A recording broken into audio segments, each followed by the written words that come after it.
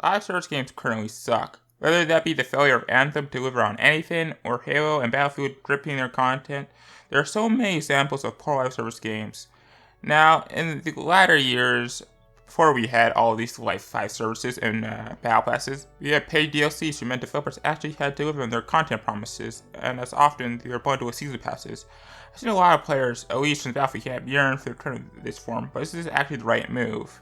First is off, what are the problem with live service games? To start off with, they're often drip-fed content to their players. For example, previous DLC drops used to be jam-packed with content with tons of maps, weapons, and new game modes. Now we're lucky to get more than 2 maps and a handful of weapons. We also suffer from base games that often lack content to start off with vague promises of more to come.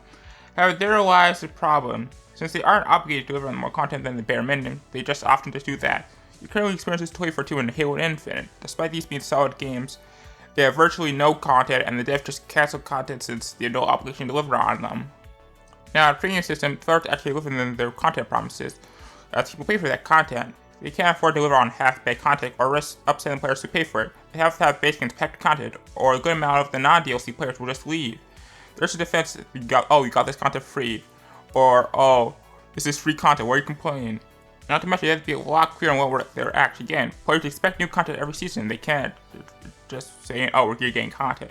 People pay for premium prices, they expect to get that. And devs often deliver on those promises. All this sounds great, seem receptive for a few big things. Number 1, DLCs often spoil the player base and makes content for DLC holders less valuable. Typically after hype dies down, players' base move on back to the base game maps, as that's where the majority of the player base are. These leave DLC servers empty in terms of additional paywalls. Often DLC game modes get this worse as they're blocked behind paywalls to begin with, and that means these game modes die off very quickly as there's no basic players to keep these game modes alive, or for players to become fans of these game modes to have servers run on them constantly. This has happened to Battlefield 4 and Battlefield 1. For example, it's virtually impossible to find a chain link or capture flex server on Battlefield 4 because they're tied to DLCs. They launch for free, there have been more fans to play them and more fans to start servers with them. DLC weapons are pay to win by design. When people are paying to have access to weapons, they better be good. This leads to the problem of having DLC weapons that may be better than their base game weapons. I guess it creates an unfair advantage for DLC players as they pay to have better weapons than base game players. That makes the game pay to win. For example, the SNDA and Battlefield 1 is currently one of, if not the best weapons in the game, and is locked behind in the name of this R DLC. I can imagine if Battlefield 1 DLC wasn't given away for free constantly or on sale so frequently, the player base would be crying pay to win. Number 3, then there's the principle of it. Why does it have to be $20 DLC in a full price game? They already paid $60 and even up to $100 plus for it. Not to mention, if you think they are going to have paid skills in the game, then I feel sorry for you. Having premium DLC does not mean the game won't have to be full of microtransactions, as Call of Duty has shown. COD at its peak had a battle pass, paid DLC, paid skin, and loot boxes. Paid DLC does not shield the game from crappy business practices, and I feel like having a live service kind of shields the game for that. But having a paid DLC does not shield the game from that excuse.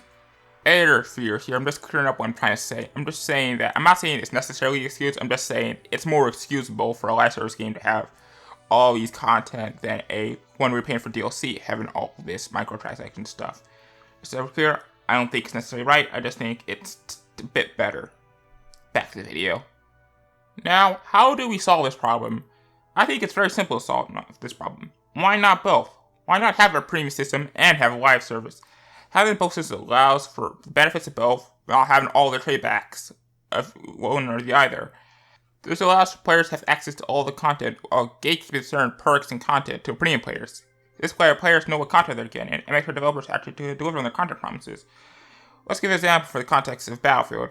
Give premium players 2 weeks early access to content, give them the battle pass for free, give them B-coins every season, give them some exclusive skins as well as players cards.